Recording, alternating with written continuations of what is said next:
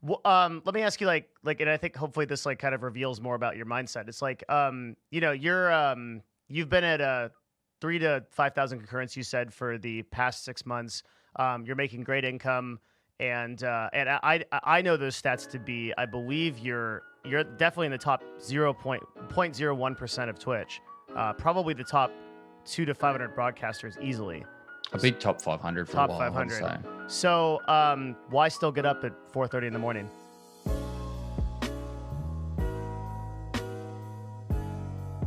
So I think you are a very rare broadcaster, for a lot of reasons, and what I want to kind of do is, I get thousands and thousands of people that ask me, how do I become a content creator? How do I become successful? And in that context, you're doing a lot of things that I try to advocate for, but people just don't seem to nail down and realize this it's important. And so I think learning from you personally and your history and how you think about what you do is going to be super productive towards like sending a good message to people. Not just for content creation, but success in life. You'll pick up on a lot of things that I'm going to say over my history that will just make sense. Yeah. But a lot of people kind of just think, oh, yeah, you just did that. Like it's for me, like I started streaming not at all to make money. It was never a money thing. It was like I quit the army. I spent 8 years in the military, quit the army. And after I quit, I said I was just going to go fishing and play computer games to my CO. And they hated it. And I moved out to a little country town in the middle of nowhere, had fairly decent internet, which was nice. Yeah. But all my mates were like married with kids, working full time, didn't have time to play computer games. So for me, streaming was just a way to make friends. And I said, I'm going to do this for 3 or 4 months, the fishing and gaming.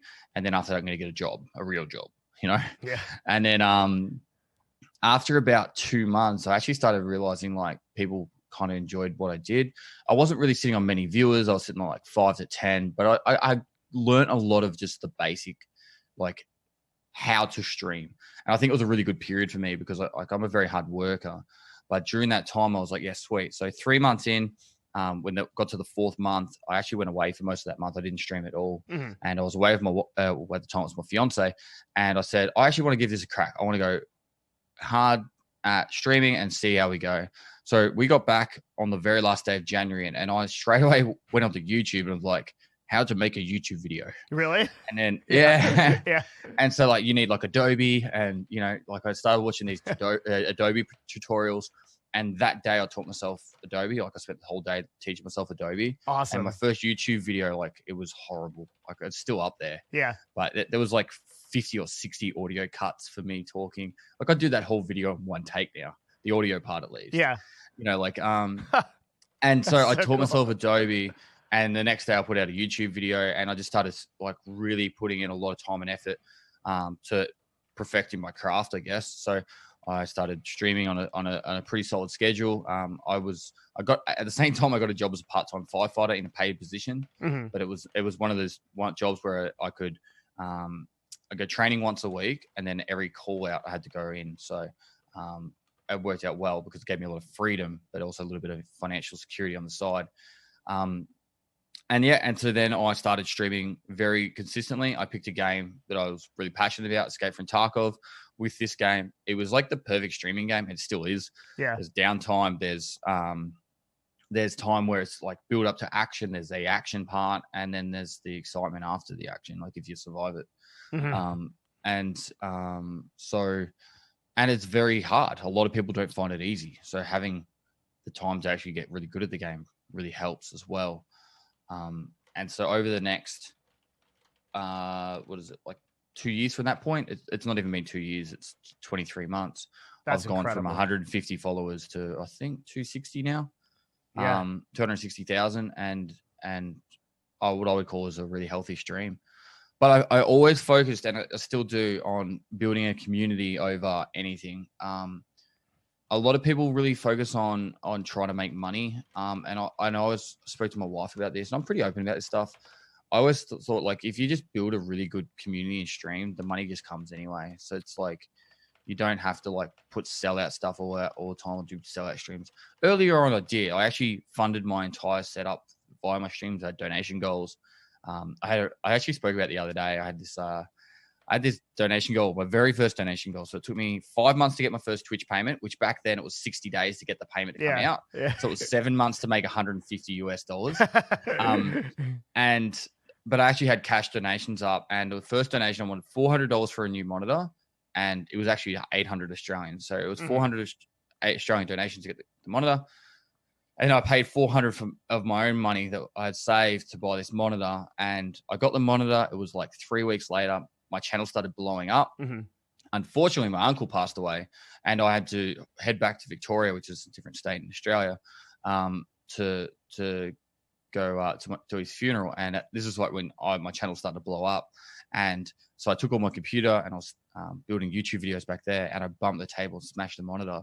And I was so devastated because at that point, it was everything. Like 1,000 hours work to make $800, you know, and that was like getting kicked in the balls and then someone ripping him off after it. It was so brutal.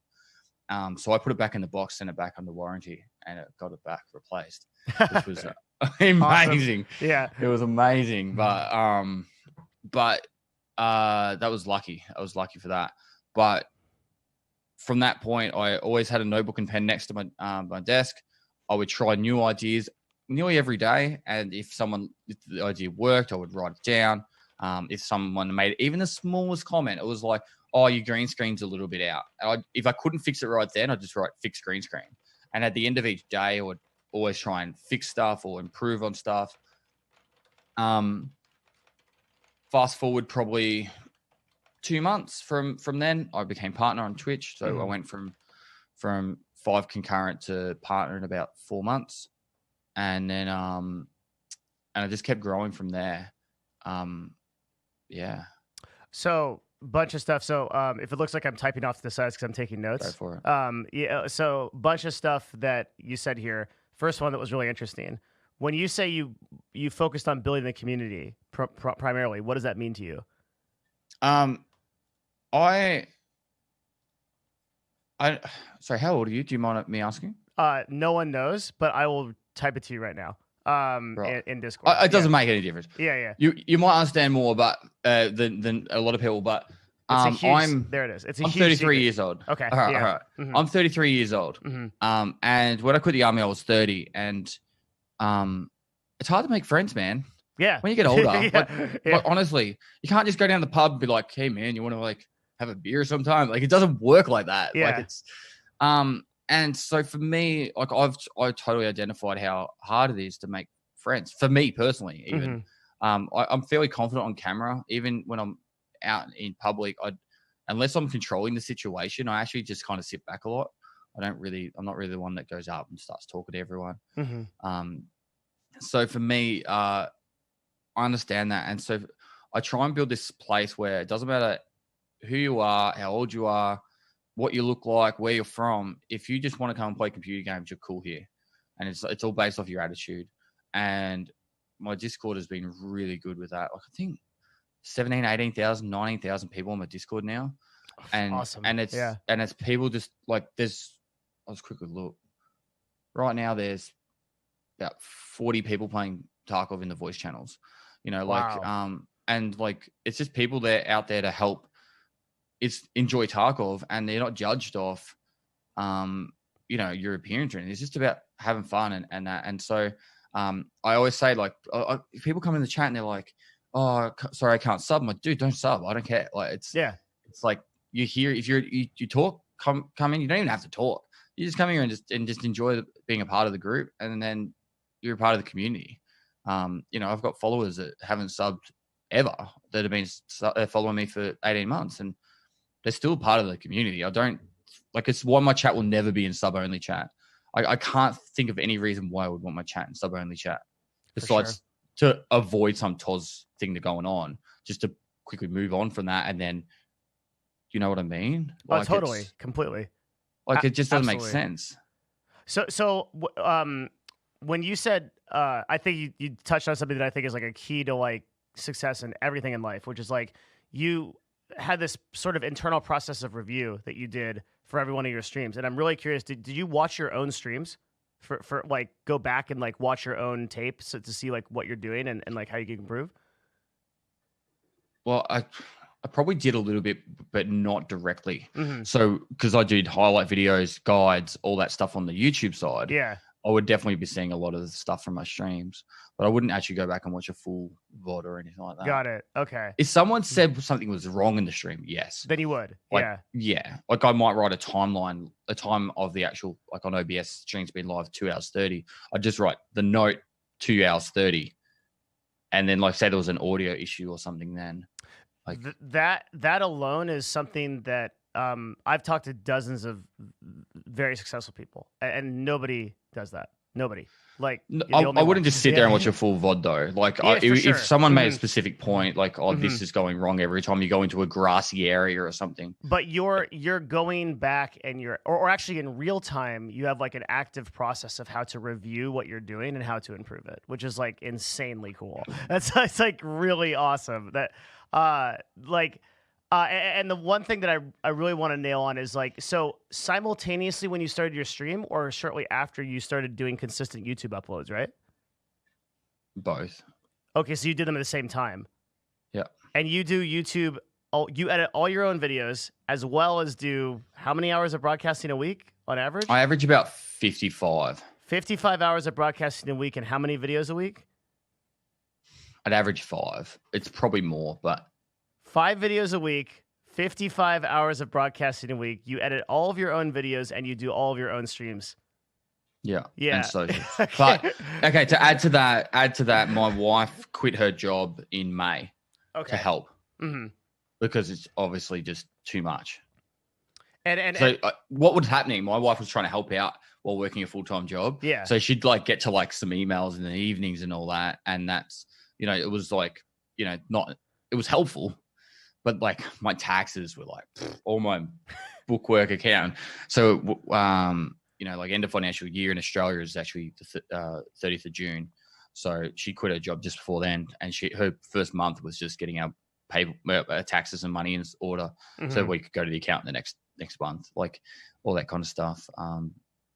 Man, I love this so much because it's like, you are literally the definition, the poster person of like, it's just hard work.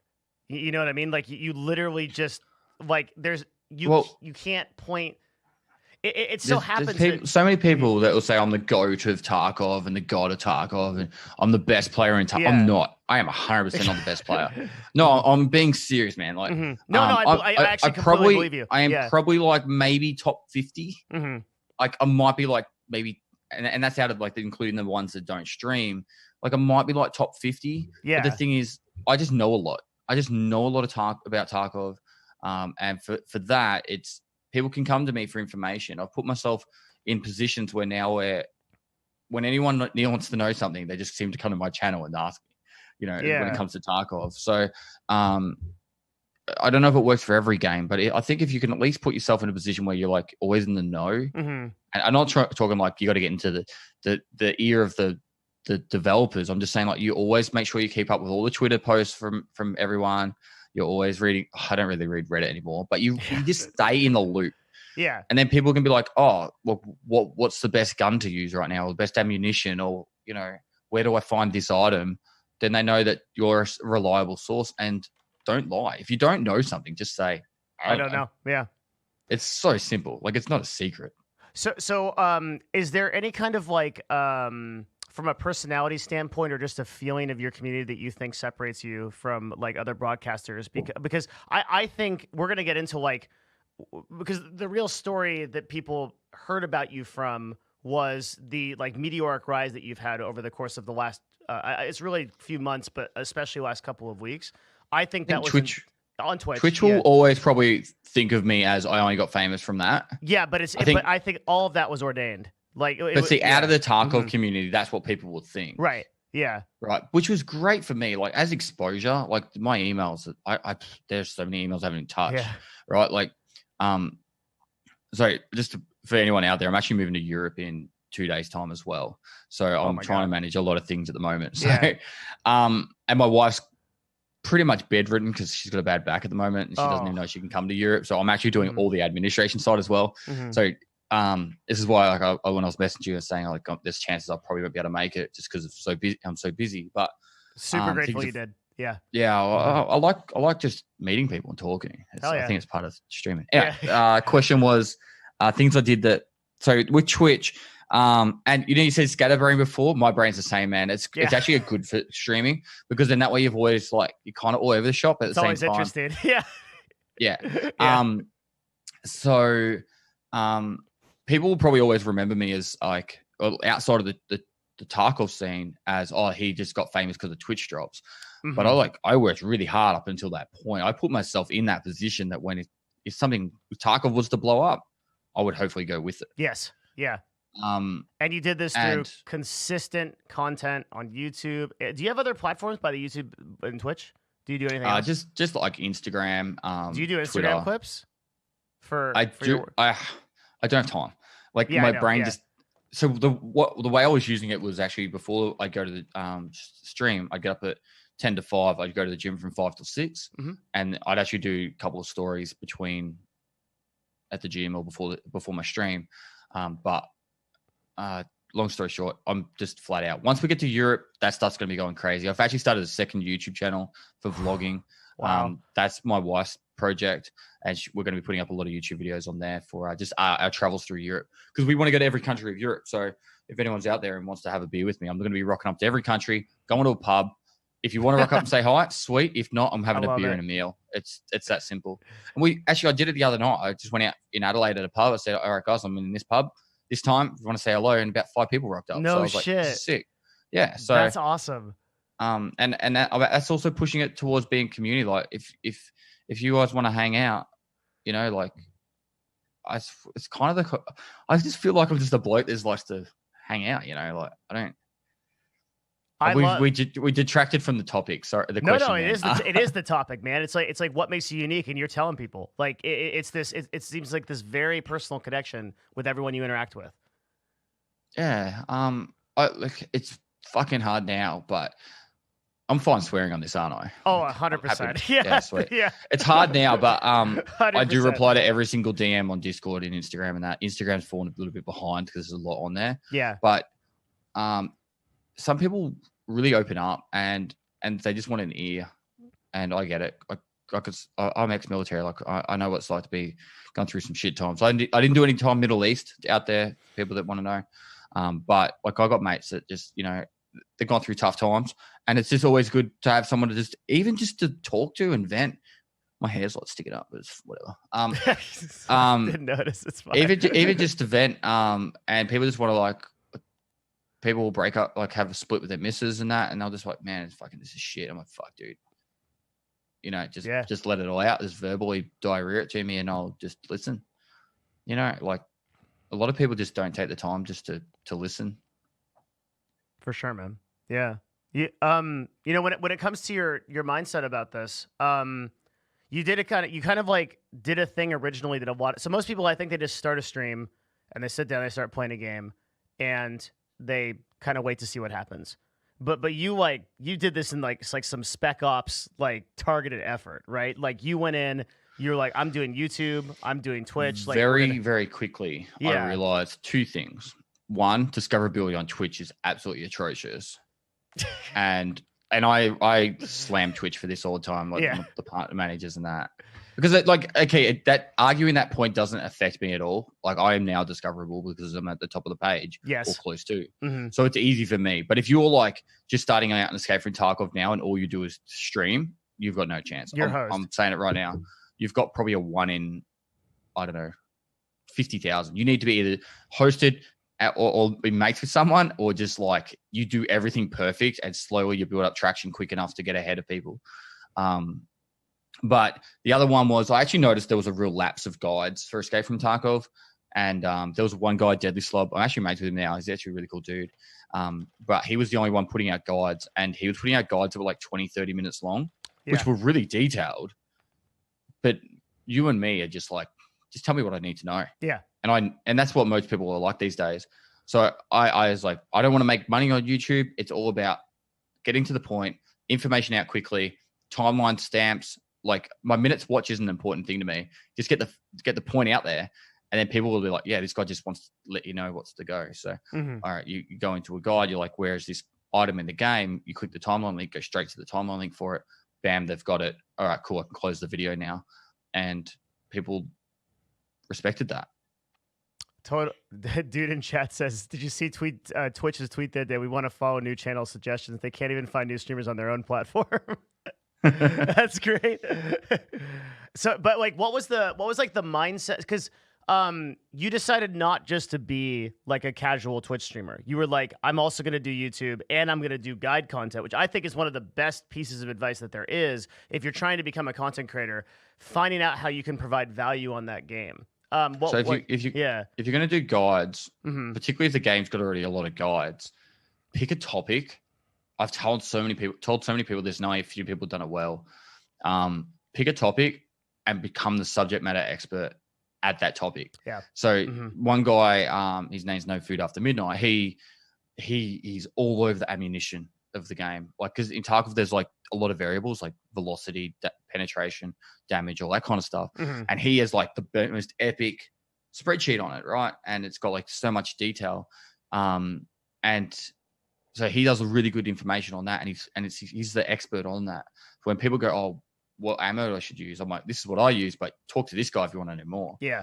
And Tarkov was really good with that in this, particularly in the streaming community. No one really like self-advertisement isn't really a big deal. Like we just share out all the information to everyone and be like, "You should talk to this guy if you want to know about this." And it's actually a really good streaming environment.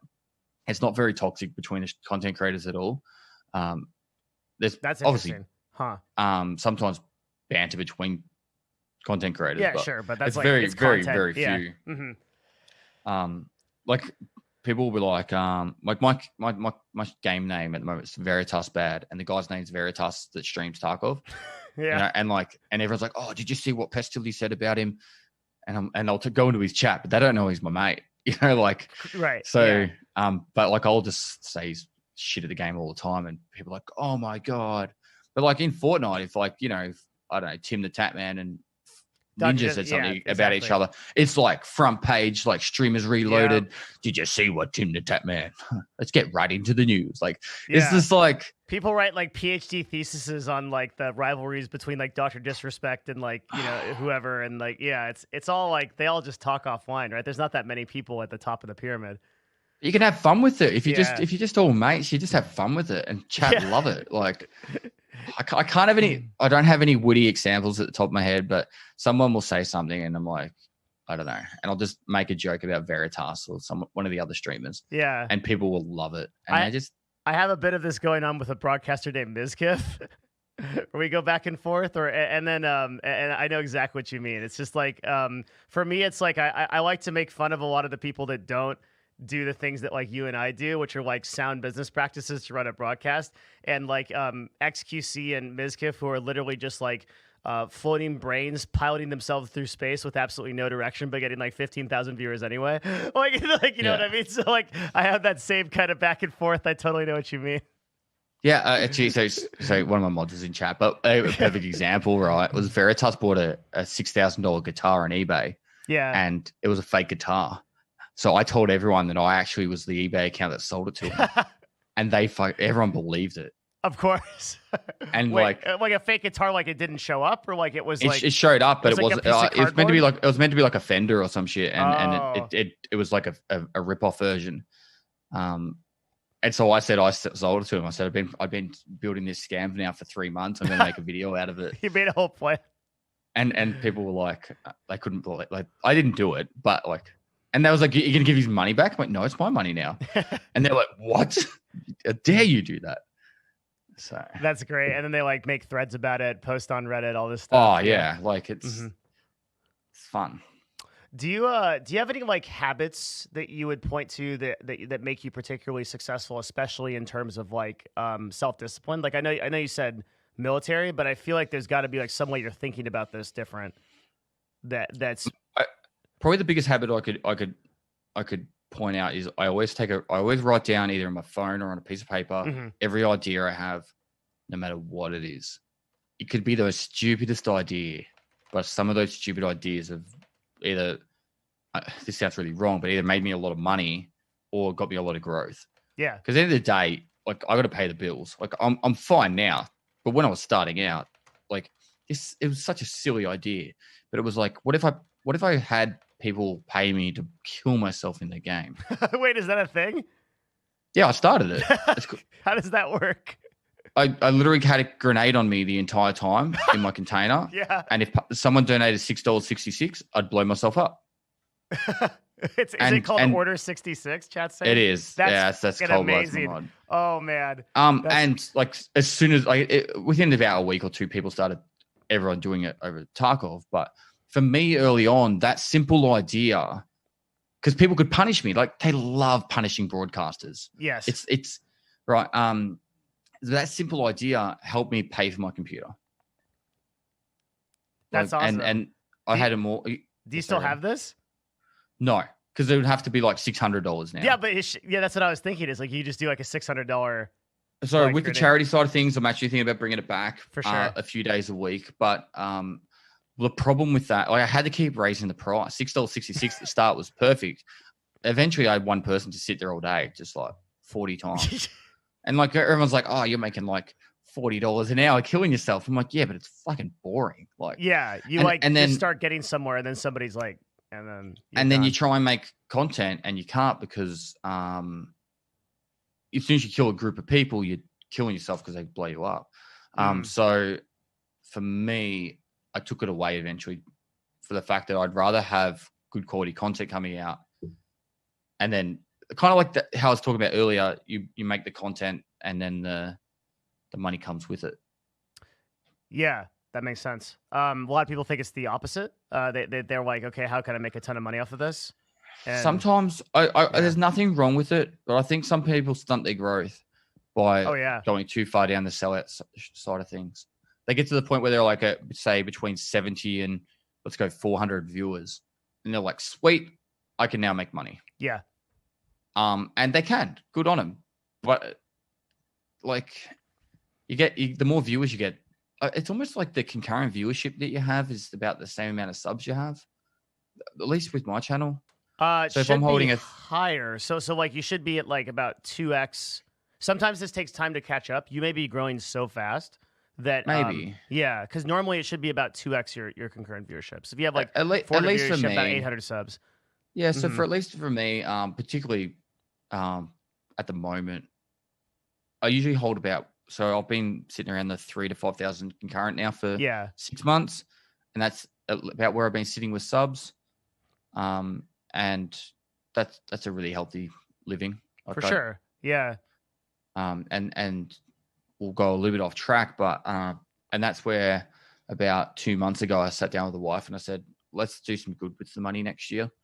And I said, like, I'm pretty open with most of the stuff. So probably the lowest revenue income after merch would be donations. Mm-hmm. So I said, well, why don't we just make all donations to charity instead? And I said, well, let's do something crazy with it. I've always aimed big. I'm that kind of person. Yeah. So I said, let's make it $1 million. Let's aim for $1 million for 2020.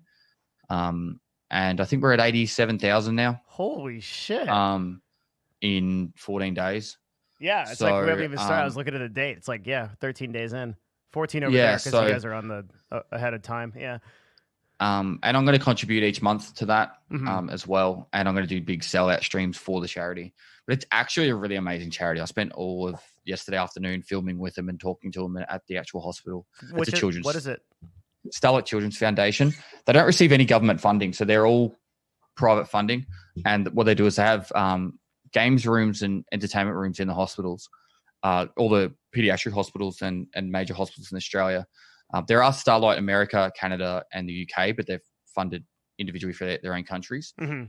And they do some really funny stuff. They actually have they film a TV show every day, 3 times a day in the actual hospital, using the kids and the props in the hospital, and it goes to every single bed in the hospital. So if you're a sick kid and you can't even get out of bed, you can still see this show of the games room from the bed, and they're so funny. Like we got involved with it yesterday. So but yeah, like so this year I want to raise money for them. That's what I'm doing. So, dude, this is awesome. and obviously it's good PR for me, but like honestly, it doesn't bother me. Like I don't get a single dollar from it. It's 100% to them. Yeah. I made sure about that. But I feel like it's pretty clear you're not motivated by that. If it seems like you, I'm just like, I'm really interested in how you got to thinking this way. You realize that like you're not I've always thinking liked like helping people more than I've liked helping myself. Why is I think that? that's that? a big family, I guess. I'm one of 8. You know, like you're raised with big family, and you're always looking after your family and that. So you just, instead of it just being your family, you try and help everyone out. And even like I'm going to Europe with that trip. For a long time, I've been trying to think of how I would help people during that trip. This is before streaming. I've been planning this trip, so it's just not as simple as I don't know. You got to want to help people. People see through shit, you know. Like, if you're streaming on Twitch for money, people know that, you know. Like, and if you're on Twitch for whatever reason, people know what the reasons are pretty clearly. It's, you can only put a facade up or an act up for so long. Like, even Dr. Disrespect cracks some days, you know. Yeah. Like, yeah, and it's funny how close he is to himself as well within his character, right? Like, even people that play characters, one side or the other tends to. It's probably like an extreme version of their self, to be honest. It is, yeah. And I think like Dr. Disrespect, especially, like, I mean, out of character, he's not that much different, at least when I've talked to him, than I feel like he is in character, you know. And that those aspects, those archetypes, sort of embody in both forms. Yeah. Yeah. See, I haven't spoken to him out of character. I've never spoken to him either. It's just that he literally wears a mask, so people think that it's very like looks different. But in the case of like almost all of us in broadcasting, I think we sort of elevate the best parts of ourselves to try to evoke out to our communities, right? Yeah. Yeah. And I suppose the question I get sometimes, well, actually more my wife gets, is, me on stream, is that the same as me in person? Yeah. And my wife says I'm more me on stream than in person, because I feel comfortable where I am. Like, sure, there's a camera, there's people watching, but it's just my happy place, my safe place, you know. And I can just be myself. I can be an idiot. I'm not judged. And if I am judged, I don't give a fuck on stream. Whereas, like, you know, down like I'm actually a little bit older now, so I don't really care as much. But back in the day, I used to be like, you know, I care what people thought in public. Now I don't really anymore. So what changed about that? How are you dealing with that in your head, especially with the recent rise of popularity? I still don't care. How do you do that? Do you just, is it just innate? Like, you don't really, so like people must post a bunch of Reddit threads about blah blah blah. I think Reddit's really you really can't think all kinds of dumb like what you can't focus on Reddit. Reddit is like, you don't know who the people on Reddit are. Like, yeah, there's some stuff that goes up on Reddit that I think, like, this guy doesn't know anything about me. Like, you can't. Sometimes it's hard, and sometimes it's hard when they're like trying to really attack you and they have no clue. But you just got to tell yourself, like, I have no clue who I am or what I do. Right. Sometimes it can get particularly difficult for some creators, because those people tend to galvanize other people who don't yet know you into thinking opinions that aren't actually true. Yep. Yeah. That's the biggest one. That's the hardest thing. Yeah. That's the hardest one. So the official Escape from Tarkov Discord's the only Discord channel outside of some of my streaming mates' Discords that I sit in now. Actually have it even open. Yeah. The unofficial one, there is a group of people there that will just slander me nonstop all day. Oh Jesus! They think I'm the death of the game. Like, they think I'm going to kill the game. You know, like, yeah, like, no shit. Like, they'll sit there, and as soon as my name comes up, they'll like, fuck Pestily, he's a piece of shit, fucking streamer. Like he's ruining the game. And then people are like, but he's really, really helpful, and he's helped me learn the game, and I would have quit without him. Fuck him. Like, it's just like, you can't please everyone. And I suppose, yeah. Well, the latest one, of course, is this whole, with Escape from Tarkov's like big increase in viewership and popularity, this whole like thing about like view botting and like people like that. And I didn't help with this, because I made a video that I tried really hard to say that I didn't know the answer to it and that I was still investigating it. I must have done a poor job. And the problem with this is no one attacked me for saying that I was viewer botting though.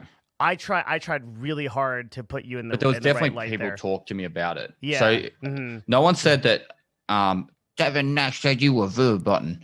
Like no one came across like that. Like it was just they were like, "Oh, did you see this video about you?" And I'm like, "Yeah, I've seen it now." Like, yeah. So we're making a better video with this one, but the challenge there was Battlestate Games released the numbers for how many Twitch accounts were linked versus the number of people that actually viewed the category. And when I looked at those numbers, I actually should not have brought up your broadcast in that video at all. I should have done a separate thing like this, actually going over, because you 100% deserve all your success. I made a bunch of clarifying statements about that. Right? You probably know better than me, but if you've got 3 Twitch channels open with the volume on, that's 3 viewers. It does, yes. And so now that I've actually screenshots, there's screenshots of people with 30 channels open. Like, I Yeah. don't want to miss a single drop. Exactly. Like, yeah. So And that's if what that's ended up 30 happening. viewers. Mhm. Yeah, I don't know if that is 30 viewers or it's like someone in chat just said that there's a limit. Like if it is a limit of 3 viewers or whatever, but there is a lot of like I remember there was people like constantly saying they had multiple streams open in case one went offline. On top of that, there was I was telling people, I was openly telling people, I'm like, dude, come to my channel, go to bed, go to work. This was so smart of you to do. Yeah. Go to the movies with the missus because I'm going to be live for the next 44 hours. Mm-hmm. So I've got you covered for the next 2 days. And I said, if you guys don't mind, let me whammy that ad button and I'm going to pay for my house deposit. Yeah. And they loved it. Yeah. And now chat spams give ads all day. Like it's a meme in my channel. People came and told me about that everybody was like, hey, just run ads. And they would spam it for you. And I was like, wow, that's like testament of like a solid community. Yeah. That's really cool. So yeah, what you just said is really important. We did a really simple test on the broadcast one time where I just had everybody go to devinnash.com, which is a website that I just kind of mess around with, and it has an embed of my stream on it. Everybody did, and then it just doubled viewership instantaneously, right? So it's not hard to fool Twitch into thinking that there's an extra viewer there. I think the main problem that I did in my original work on this was I used the word viewbot, which immediately galvanizes all of the people who have a narrative. They're all like, wow, this is like illegitimate, right? And what I should have said was this is multiple legitimate users who are creating accounts because the Tarkov drops are so valuable. Yep. Yeah. And that is what I think in retrospect is really going on. But what that did was it still created the literal most successful event in Twitch history. Right, like I mean, if you look at Fortnite, it wasn't just one thing though; it was a combination of lots of things. So can you Tarkov's explain a that? really good game. Like, it's not your casual friendly game. It probably won't be for a very long time if they ever do make it casual friendly. But it's the thing, and this is going to be a bit of a tangent. The thing about Battlestate Games is they're making it their way. They're not a AAA studio. They're a Russian dev team. They started off. I actually interviewed Nikita, who's the CEO of Battlestate Games, about the actual making of the game, not the game itself, but the making of the game. They started off. It was like a dozen people. Now they've got 100.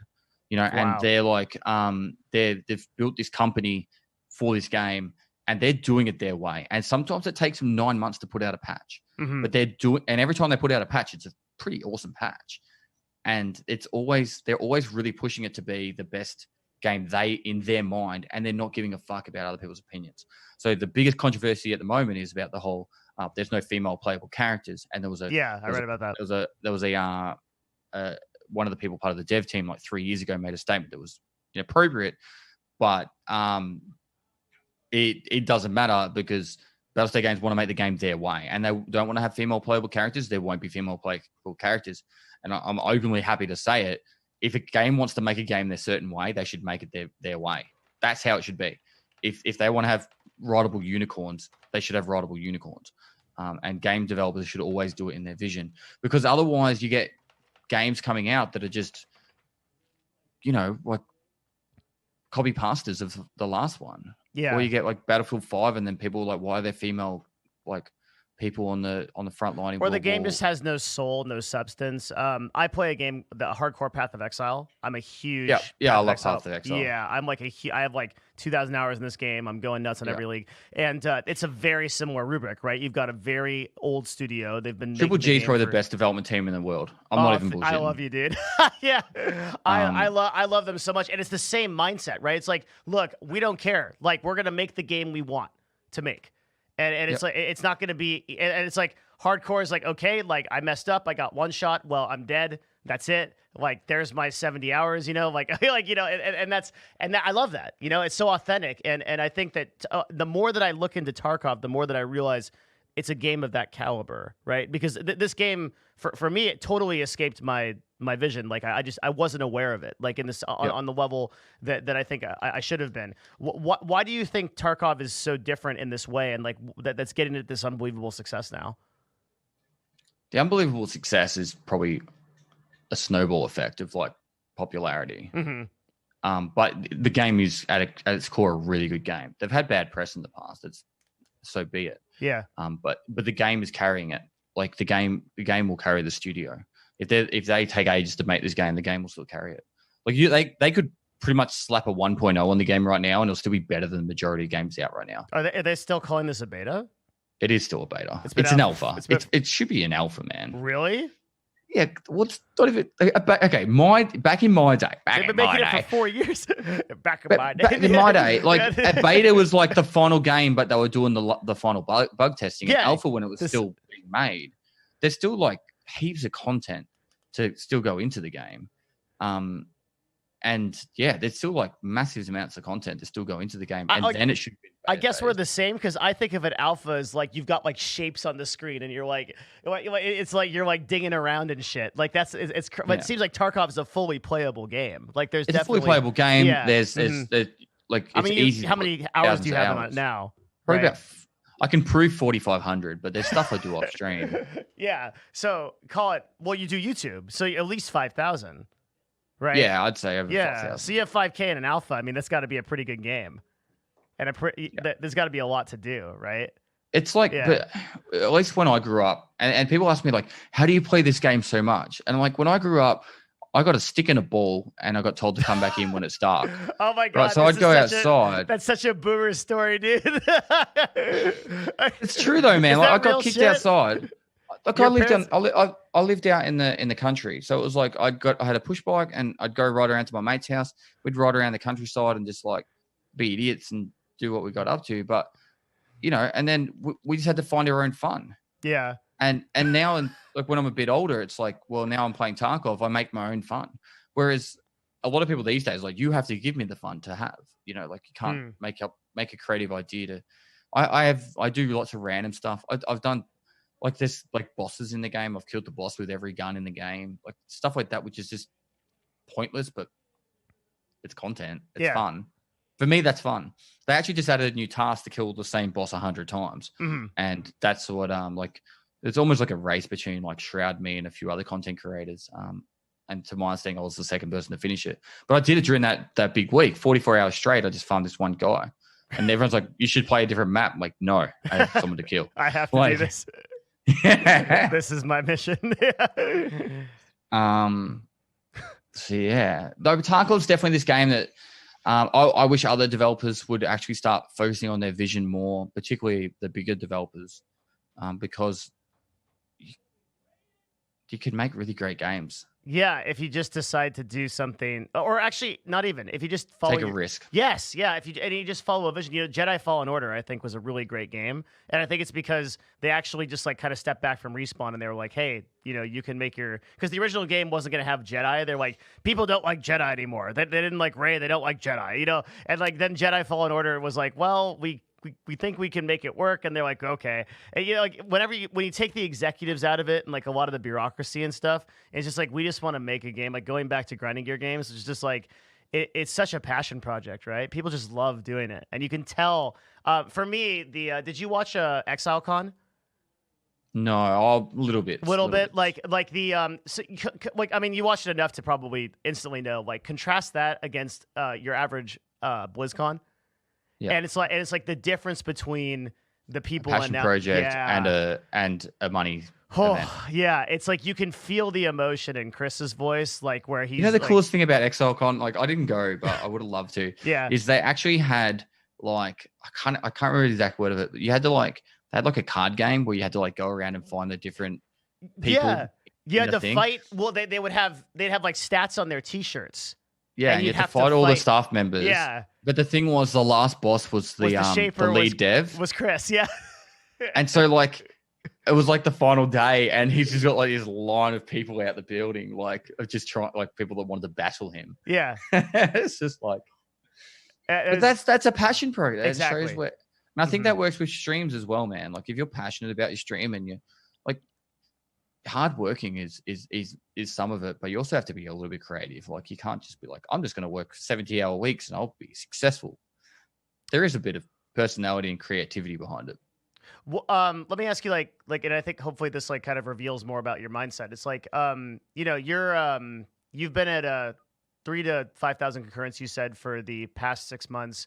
You're making great income, and I know those stats to be, I believe you're definitely in the top 0.0